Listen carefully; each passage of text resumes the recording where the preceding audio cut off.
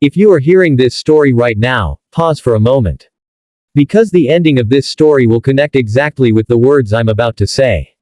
And when it does, you will understand why thousands of people couldn't stop thinking about it. So make sure you like this video and subscribe, because what you're about to hear might stay with you far longer than you expect. It begins with a man sitting in the snow, and ends with a whisper that changed everything. The snow was falling in slow, soft flakes, covering the world in a pale blanket of silence. On an empty bench at the edge of a forgotten park, a man named Daniel sat with his little daughter, Emma, wrapped in his arms. They looked like a picture from a distance, quiet, still, almost peaceful, until the wind carried a small, trembling whisper from Emma's lips, "Daddy, you forgot me." Those words struck Daniel harder than the cold ever could. His hands froze, not because of the winter around him, but because of the winter inside him, the one he had been unknowingly building for years. He looked down at her tiny face, flushed from the cold, eyes too sad for an 8-year-old. And in that moment, a lifetime of mistakes rushed back to him. Daniel had once been warm-hearted, full of dreams. But life had a way of shattering things quietly, slowly, piece by piece. He had lost his wife, Lily, in a tragic accident 2 years earlier. And since then, he had been drowning silently, working endlessly, avoiding emotions, telling himself he was being strong for Emma. But he wasn't. He was slipping away from the one person who needed him the most. Every morning, he dropped her at school half asleep.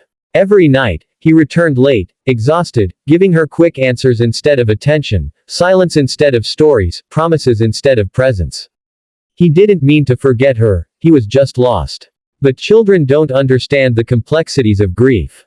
They only understand distance. They only feel absence. And now they were sitting here, in the snow, because today had been the worst day of all. Daniel had forgotten to pick her up from school. Again. She had waited outside until sunset, hugging her small backpack, shivering, watching every car that passed, hoping one would be her father. When he finally remembered and rushed to school, she was already gone. He found her sitting at this park bench near their house, alone, crying silently. She didn't shout. She didn't complain. Just whispered, "Daddy, you forgot me." Daniel felt something collapse inside him. He picked her up gently and held her close, feeling her small heartbeat against his chest. And for the first time in 2 years, he let himself cry. Not the silent tears of a hurting man, but the raw sobs of a father realizing how deeply he had failed the one person who still believed in him. Emma wiped his tears with her tiny gloves. "Dad, I don't want a new mom. I don't want new friends. I just want you. Can you be here? Really here?" Her words were a small light in Daniel's frozen darkness. That night, Daniel made a promise, not with words, but with action. He quit one of his 2 jobs, even though it terrified him. He sold things he didn't need.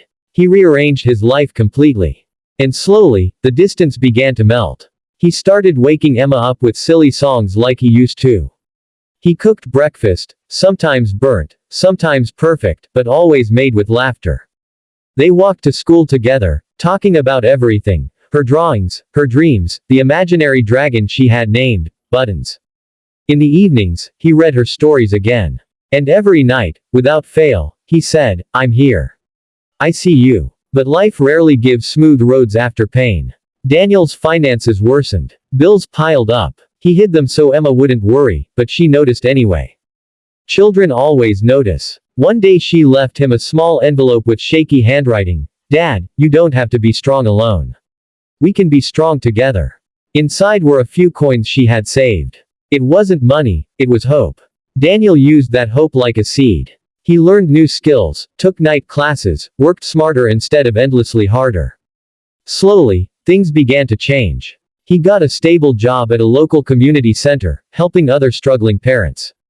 He discovered a purpose he had forgotten existed, helping people find their way back to their families just like he was finding his way back to Emma.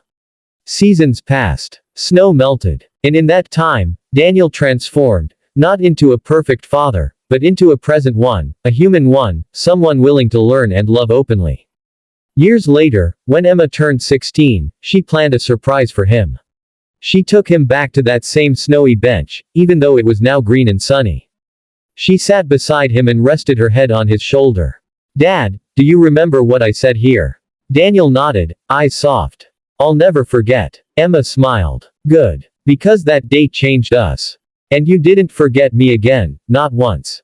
You came back. You tried. And you stayed. Daniel felt tears returning, but this time they weren't from grief, they were from gratitude. And then Emma whispered the words that completed the circle, not in sadness but in love. Daddy, you remembered me. The world felt quiet again, but not cold. Quiet like peace. If you reached this point, now you understand why I told you to listen from the very beginning.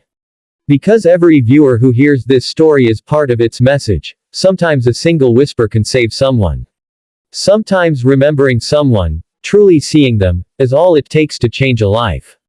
And if this story touched even a small place in your heart, like it did for Daniel and Emma, make sure you like this video, subscribe, and share it with someone who may need to hear that they matter, that they are not forgotten, and that healing is possible. And maybe, just maybe, this is the whisper someone else has been waiting for.